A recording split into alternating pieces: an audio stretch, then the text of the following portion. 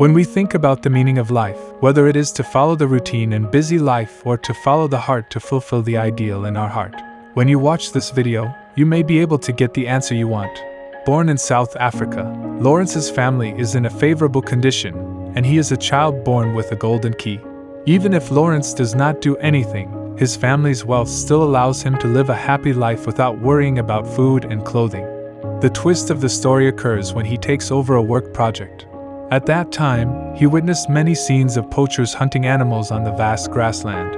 Poachers drive recklessly on the grassland, chasing those animals that are about to be hunted, and they wantonly shoot and kill them to satisfy their own desires.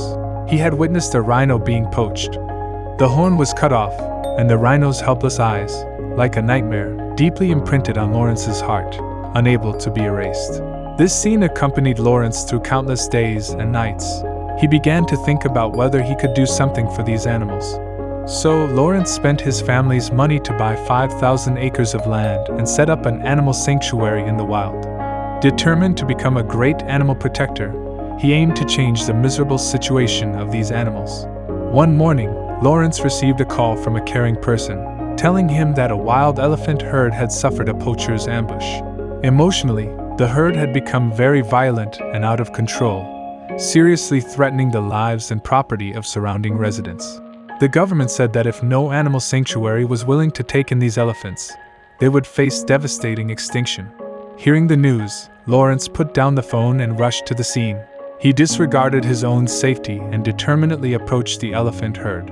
He kept using his voice and body language to pacify the leader of the herd. Surprisingly, the leader seemed to sense Lawrence's urgent goodwill.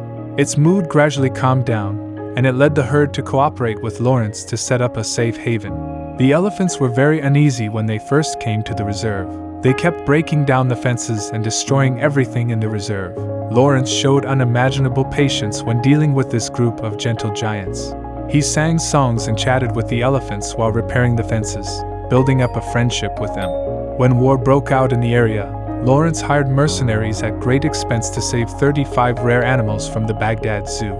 During the ensuing unrest in the Congo, Lawrence had the audacity to contact rebel groups and plead with them not to harm wildlife, including the extremely rare white rhinoceros.